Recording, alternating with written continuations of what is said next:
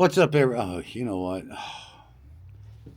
I've had to wear this thing all day long in high vis. I'm done. I had to go out and buy a new hard hat because I didn't even think about bringing one of my half a dozen hard hats that I already have. 'Cause there's activity happening out here, and I got to tell you, I'm excited. I am excited about everything that's happening.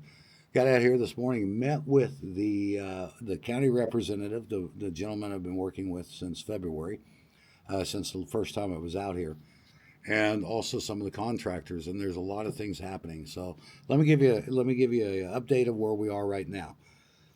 All of the debris, all of the burned out material that was here has now been removed. The county came in and their contractors, the burned out buildings, the burned out vehicle frames that were here, or what was left of the vehicles, any of the old burned out trailers, and any of the buildings that burned down. All of those have been cleared out.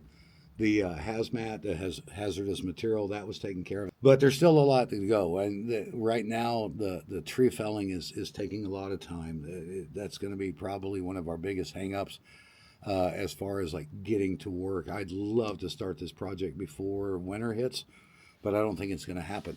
But I've done a couple of things to make sure that we have a better start in the spring of 2025. Worked a deal with the county and also one of the contractors, since they're felling trees way back up and then working their way down towards the Klamath River. Um, I needed to mitigate some of the erosion that we've had from the fire. You know, you take away everything that grows and everything else, and you have these steep slopes. You're gonna have some erosion. And when I was here in February, it was raining pretty heavy, and I was just watching areas that were just washing down. You could see the erosion. So what's happening is companies bring in probably 10 or 12 loads of lumber, and then they're going to bring in a huge mulching machine, a drivable mulching machine that's going to turn this into tiny, tiny particles. And everywhere in the camp where there's grass, they're going to mulch those areas, and then they're also going to mulch some of the side hills that are well away from the river. You can't put mulch in within 100 feet of the high water mark and so on like that. So we have to make sure that we're taking care of that. And then the contractors, when I went and met with them this morning, they're like, yeah, this is not a problem. We can get this done. As soon as we get enough trees over here, we'll take care of that. And then I'd asked for a couple of wattles. And if you don't know, a lot of people call them straw snakes. I grew up calling them wattles after the first time I ever worked with them. But they're the burlap bags with the straw inside of it that you put on hills that helps mitigate the erosion. I jokingly said to the county, could I get some wattles out here? And when I got here this morning, there's 4 or 5 wattles sitting here that are all about 20 to 30 foot long. I'm going to try to manhandle these things on my own. I don't know if I'm going to be able to, but get some rebar stakes that I can drive into the ground and get those on the side hills over there on that side of it, and let the mulching happen. And that should take us right up to the winter time. So what's going to happen is during the snow, the mulch is going to work in. As that starts to decay, it's also going to give a good base for regrowth. And believe me, no matter what, we need a lot of regrowth in here. And then when springtime comes along, my plan is to be out here with Team Endeavor and start doing some of the work out here and get this thing, get Scott River reopened. Scott River needs to be reopened.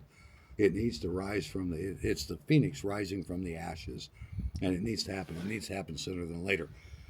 But because of bureaucracy, and it's nobody's fault, I mean, it's just the way it happens, and because this has been a major, major fire. I mean, and it destroyed an awful lot. It was massive, and of course, as many of you know, we lost a couple of very good friends of the LDMA that couldn't get out of Scott Bar fast enough, and I mean, it's very, very sad.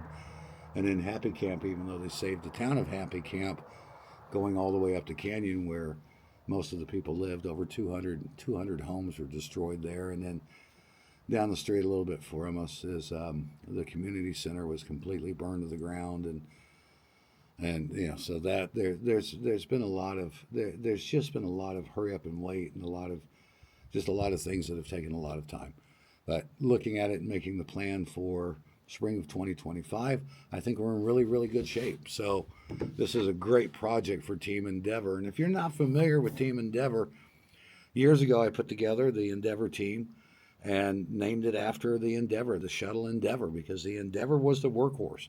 It flew more missions than any other shuttle, and it now sits in a museum where everybody can look at it. I mean, it's just an amazing piece of humans doing something and making things happen. And when I was thinking about putting together the crew back in the day to start refurbishing camps, reopening Blue Bucket, which is that was our very first project, was reopening Blue Bucket.